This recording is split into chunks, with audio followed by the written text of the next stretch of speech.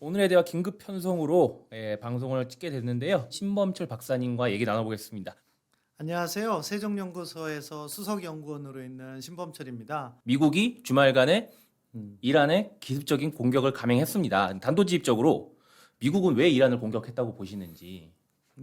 여러 가지 요인이 있죠. 기본적으로 미국과 이란 간의 역사적으로 악연이잖아요. 트럼프 대통령도 사실 연설을 통해서 이란으로 인해서 수많은 미국인들이 사망했다. 그런 배경까지 설명했지만 가장 큰 이유는 핵협상과 관련해서 이란이 핵무기를 포기하지 않겠다는 판단이 선 것 같아요. 그러한 배경 하에서 현실적으로 하메네이가 모여 있는 중요한 회의를 한다는 첩보를 입수한 것 같고, 이렇다면은 초기에 이란의 전쟁 수행 능력을 제거할 수 있겠다는 판단이 쓴 거죠.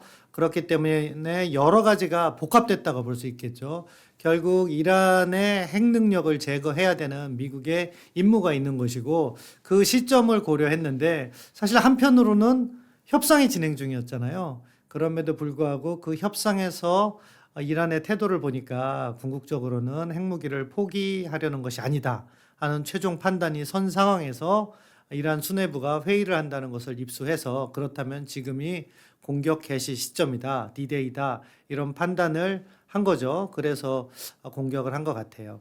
불과 지난주만 하더라도 협상이 진행되고 있다. 제네바에서. 그 의외로 진전이 있다. 오만 측에서 이렇게 얘기를 했는데 그럼에도 불구하고 불과 주말 사이 며칠 만에 이렇게 확 뒤바뀌었는데 그러면 사실 우리가 예측할 수 있는 건 이 회담이 미국 입장에서 사실 이란을 기만하려던 건 아니었냐. 기만은 아니었고요. 네. 나온 이야기를 종합해 보면 트럼프 대통령은 계속 시한을 제시했어요. 처음에는 보름이었다고 했다가 일주일이었다고 했다가 9일 후에 판단하겠다 이런 이야기를 반복하면서 이란의 전향적인 입장을 촉구했던 거죠. 진전은 있었던 것 같아요. 이란도 나름대로 양보를 한 거야.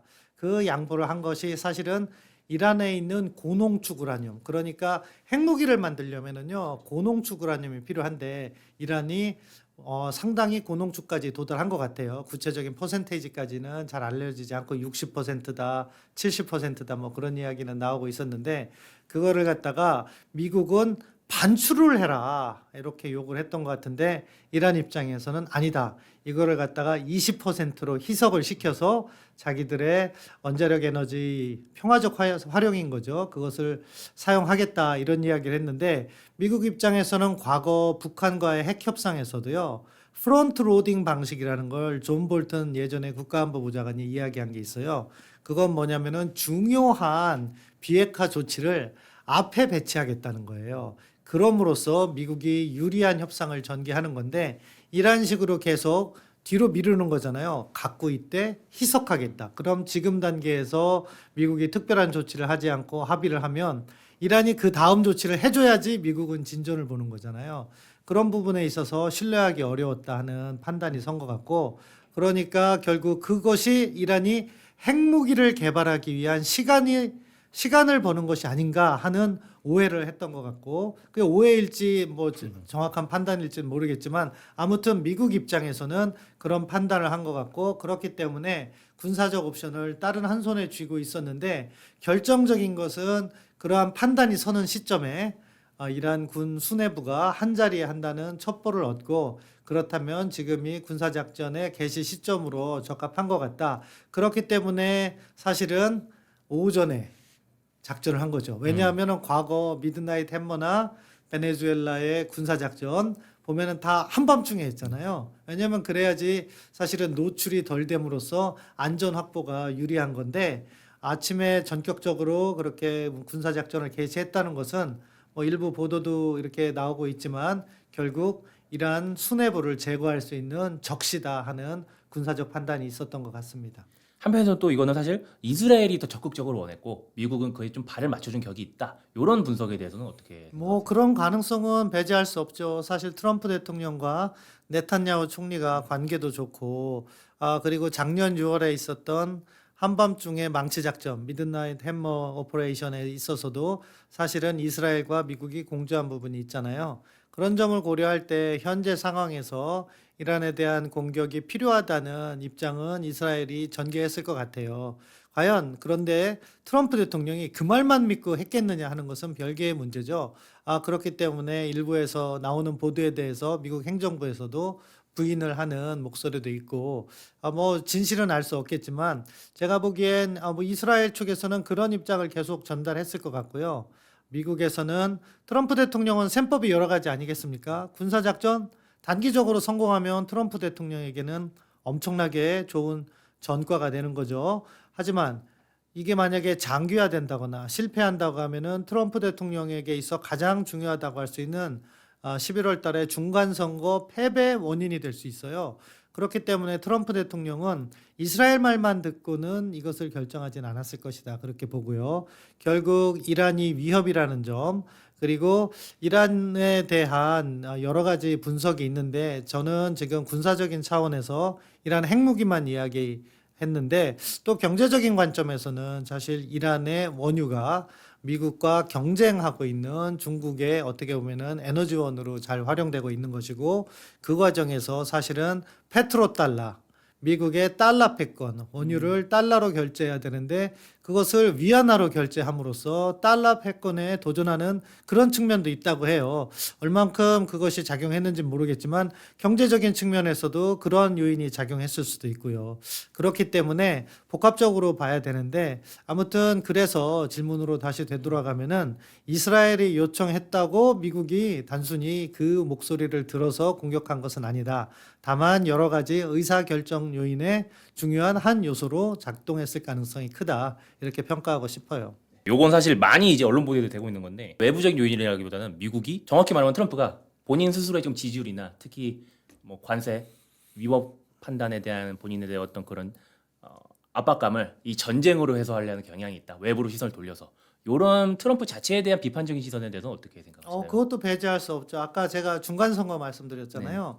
이번 중간선거가 트럼프 대통령에게 있어서는 정말 중요해요. 왜냐하면 트럼프 대통령은 미국 헌법과 법률에 의해서 다시 출마를 하지 못합니다. 그럼 어떻게 되겠어요? 집권 4년에 남은 3년을 갖다가 잘 힘있게 운영을 해야 되는데, 11월 중간선거에서 만약에 하원을 민주당이 장악하게 된다면요, 트럼프 대통령은 자신이 원하는 정책을 계속해서 추진하기 어려운 상황에 놓여요. 뭐 레임덕이라고 하잖아요. 절름발이 오리처럼 뒤뚱뒤뚱 걷는 모습을 임기 내내 보여줄 수밖에 없는 거죠. 그렇기 때문에 트럼프 대통령은 지금 매우 중요한 정치적 상황에 처해 있는 거죠. 그런데 사실 자기 편이라고 여겼던 대법원에서 트럼프 대통령의 관세 문제에 대해서 반대되는 입장의 판결을 내렸어요. 어떻게 보면 이게 미국 사법제도의 힘이라고 봐요. 같은 편이라고 무조건 지지하지 않는다. 인터스테이트 커먼스, 그러니까 주를 넘어서는 상업에 관해서는 미 의회가 전적인 권한을 행사하도록 미국 헌법에 규정되어 있기 때문에 미국 대법원은 그 헌법의 조항을 훨씬 더 중요하게 생각한 거죠. 그러다 보니까 트럼프 대통령의 관세에 대해서 이렇게 반대되는 판결을 내렸던 것이고, 트럼프 대통령이 사실은 겉으로는 그렇지 않지만 상당히 내부적으로 위기를 맞고 고심하게 되는 상황이죠. 이러한 것들이 군사작전에 얼마나 영향을 미치게 되었느냐. 아무래도 군사작전을 결단하는 데는 촉진제의 역할은 했다고 봐요. 다만 사실은 미 군에서 판단을 했을 거예요. 그럼에도 불구하고. 근데 과연 미군이 이란을 갖다가 종합적으로 제압할 수 있겠느냐. 지난번에 작년 6월에 미드나잇 햄버 작전은요, 한 번에 정밀 타격으로 끝나는 거잖아요. 그렇기 때문에 미군의 많은 역량을 소모하는 것도 아니고 전과도 목표한 것을 쉽게 달성할 수 있었어요. 그런데 이번은요, 사실 미국이 무엇을 목표로 하고 있느냐도 모호해요. 정말로 핵무기만 반출하게 되면 끝나는 거냐. 친미 정권을 수립해서 이란의 대외 정책을 바꾸고 비확산 문제뿐만 아니라 미국의 페트로달러까지도 확보하는 선에서 끝날 것이냐. 아니면 정말로 일각에서 이야기하는 것처럼 트럼프 대통령도 말로는 그렇게 했죠. 이란 시민들이 다시 한번 민주정부를 수립할 수 있도록 돕는 데까지 갈 것이냐. 그 목표에 따라서요, 군사작전의 양과 질이 전혀 달라요. 그런데 지금 트럼프 대통령은 모든 가능성을 열어두는 입장을 취하고 있어요. 다만 이것이 장기화될 때 반드시 트럼프 대통령에게는 역풍으로 다가옵니다. 그렇기 때문에 트럼프 대통령도 상당히 고민이 되고 가급적 단기전으로 끝내려고 할 거예요. 그렇게 하면 미국 국내적으로 반발도 줄일 수 있고 국제적인 위상은 올라갈 수 있고 또 사실은 핵 문제만 잘 제거한다 하더라도 사실은 트럼프 대통령은 충분히 명분이 서거든요.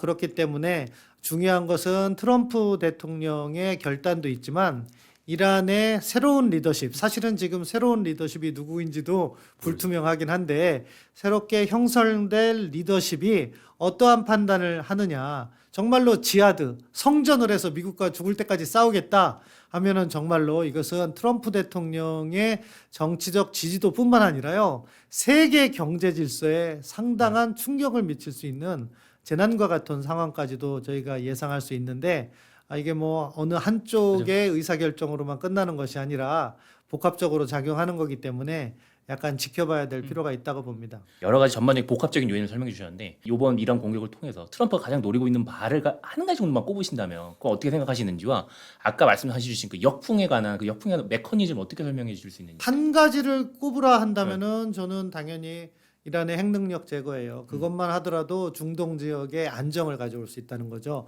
왜 그러냐? 이란이 핵을 갖게 되잖아요. 그러면 사우디도 개발해요. 아무리 뭐 미국과의 동맹 관계가 있다지만 이것은 핵무기는요. 재래식 무기로 억제하기가 어려운 측면이 있거든요. 그럼 사우디도 개발하게 될 테고 이게 핵 확산 도미노의 시작이거든요. 그럼 그게 어떻게 연결돼요?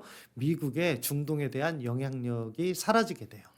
그렇기 때문에 사실은 이란 핵은 미국의 입장에서 반드시 제거해야 될 과제고 그렇기 때문에 트럼프 대통령이 군사작전을 통해서 이란 핵능력만 제거하는데 성과를 거둔다고 하면은요.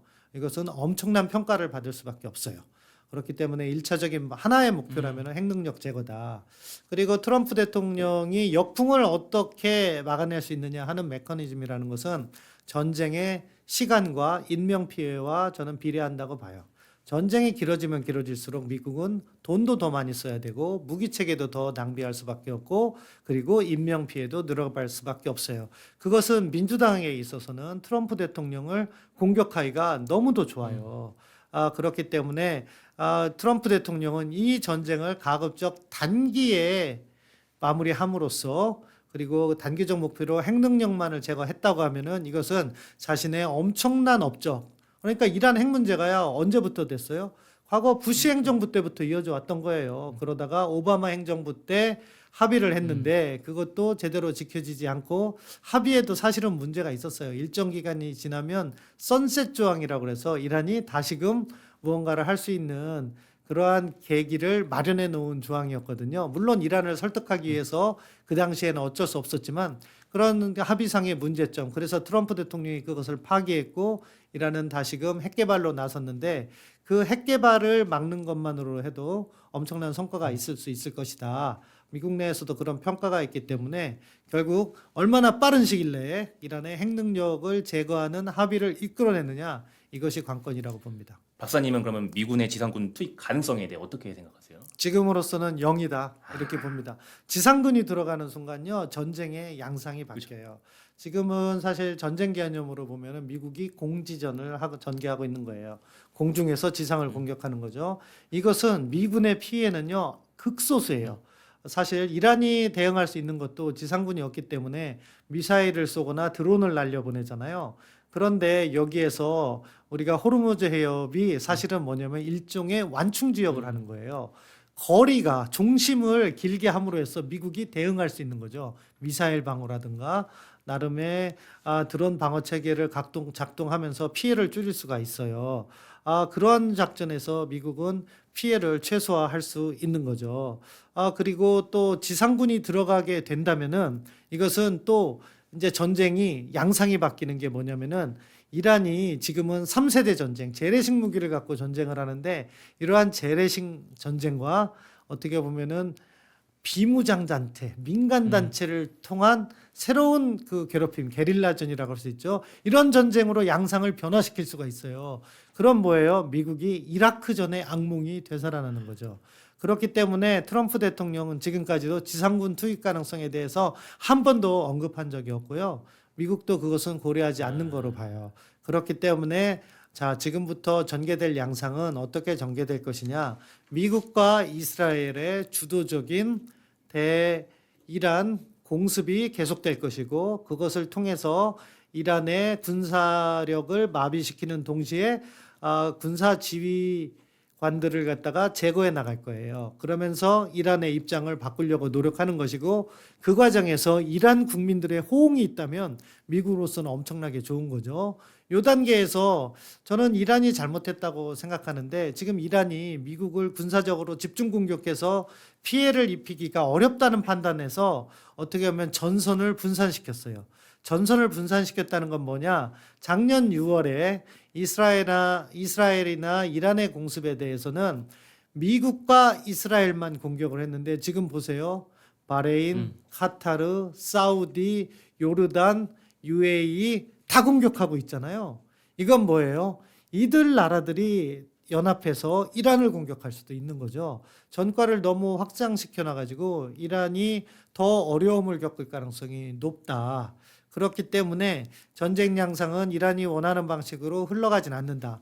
다만 이란 당국이 지하드를 하겠다는 정신으로 계속해서 피해를 입고 정치 권력이 제거된다 하더라도 끝까지 전쟁을 개시하면 트럼프 대통령, 미국이 지지는 않겠지만 트럼프 대통령에 있어서는 치명상이 될 수 있다.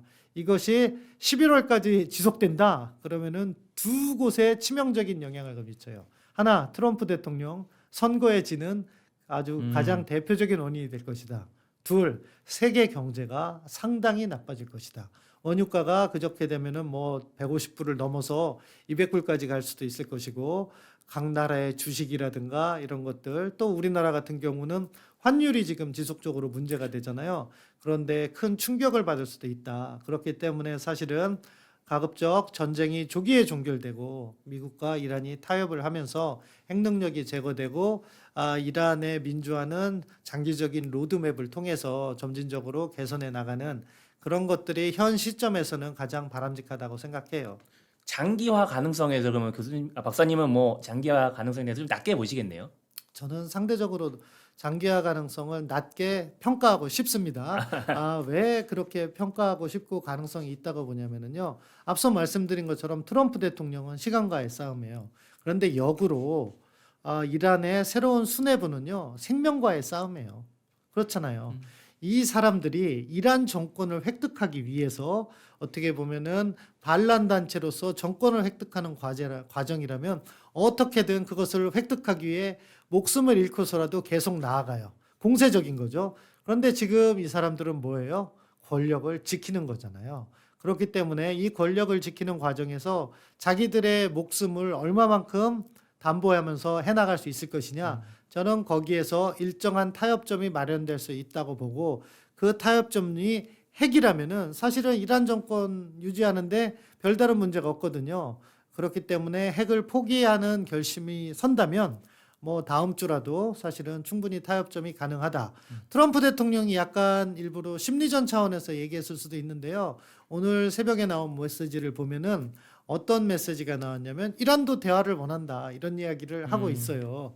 근데 그게 얼마나 사실인지는 모르겠지만 그런 식의 타협점이 마련된다고 하면은 무력 사용은 2, 3일 내로 그칠 수도 있다. 그렇게 생각합니다. 한 일주일 본다, 한 달 본다, 이렇게 좀 재단을 하신다면 어느 정도로 다 꼽으시겠어요? 저는 일주일 정도 지난 다음에 협상 움직임이 있을 거라고 생각해요.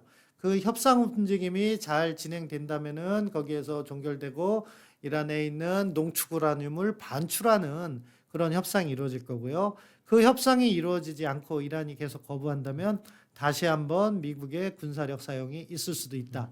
반복적으로 제기될 겁니다. 그래서 이것이 우크라이나전처럼요. 전선을 형성하고 계속되어지는 전쟁이 아니라 미국의 제한적인 공격이 이어지고 집중적으로 대화의 기회가 마련되고 그것이 실패되면 다시 반복되는 그런 새로운 패턴의 무력 사용으로 연결될 가능성이 높다고 봐요.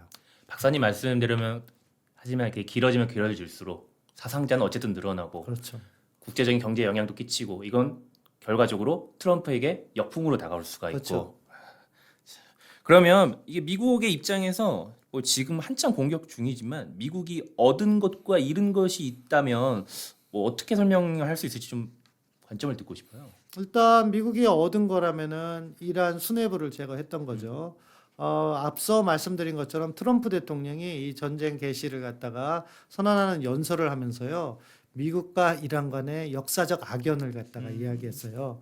이란으로 인해서 수백 명의 미국인이 사망하게 됐다. 그것은 79년 이란 그 혁명 과정에서 그리고 그 이후에 이란이 지원하는 테러리스트들에 의해서 많은 미국인들이 사망하게 되었다. 한 점을 다시 한번 강조한 건데요. 그만큼 역사적인 악연이 있는데 그러한 어떻게 보면은 적을 제거했다는 성과는 올린 거예요. 그렇지만 아직 미국이 원하는 근본적인 성과, 그러니까 핵무기를 포기하게 만든 거나 정권 교체를 하거나 이런 부분은 이루지 못한 거죠. 그거는 과제로 남겨져 있는 거예요. 이런 것들이 지금 미국이 어떻게 보면 부담을 느끼는 거죠. 미국이 부담을 느끼는 것은 앞서 말씀드린 것처럼 전쟁이 지속될 경우 트럼프 대통령의 지지도, 미국의 경제, 국제 경제, 그리고 그에 따라 발생할 수 있는 인명 피해, 그리고 국제 여론도 사실은 좋지만은 않아요. 미국의 동맹국들은 아주 가까운 동맹국들은 지지 선언을 하고는 있지만 사실은 국제사회가 바라보는 것은 일방적인 무력 사용은 유엔 헌장의 원칙이나 목적에 부합하지 않거든요. 그런 부분에 대한 우려의 시각도 존재하는 것이고, 그렇다 보면은 트럼프 대통령이 이 전쟁을 길게 끌고 가기는 어렵다 하는 점을 다시 한번 저는 볼 수 있다고 생각해요. 이거 좀 예언적인 성격으로 미국은 앞으로 얻을 것은 뭐가 있고 자기들 생각에 요 정도는 감수해야겠다. 그러니까 한마디로 미국은 셈이 무엇인가 이번 사태에 대해서 요거 한번 얘기해 예, 주시면 그거는 앞서 말씀드린 것처럼요. 지금 얻고자 하는 것은 최소한 하메네이 제거만으로는 미국이 이번에 무력 공격에 성과를 얻어냈다 이렇게 말하기는 어렵거든요. 이란의 핵 능력을 제거해야 돼요. 그러면은 얻은 게 있다고 생각해요. 그 다음에 나아가서 레짐 체인지까지 한다면은 미국으로서는 완전한 성공이라고는 볼 수 있겠지만, 하지만 거기까지 가는 과정은 쉽지 않을 겁니다. 그리고 미국이 잃은 거요. 미국이 잃은 게 지금 인명 피해가 발생하고 있잖아요. 앞서 말씀드린 것처럼 미국의 국제적인 위상이 훼손되는 거는 별개로 치고 이번에는 사실 최근에 트럼프 대통령이 들어서서 미국이 군사작전을 2번 했잖아요. 이란의 미드나잇 햄머, 그리고 베네수엘라 마두로 대통령 체포. 미국의 인명피해가 없었어요. 그런데 이번에 3명의 사망을 트럼프 대통령이 공식 확인했고 이것들이 지속될 경우 늘어날 수도 있거든요. 그럼 트럼프 대통령으로서는 상당한 정치적 부담이 되는 거죠. 그러면 이제 그 이란 내부 상황에서 좀 더 얘기해 보고 싶은데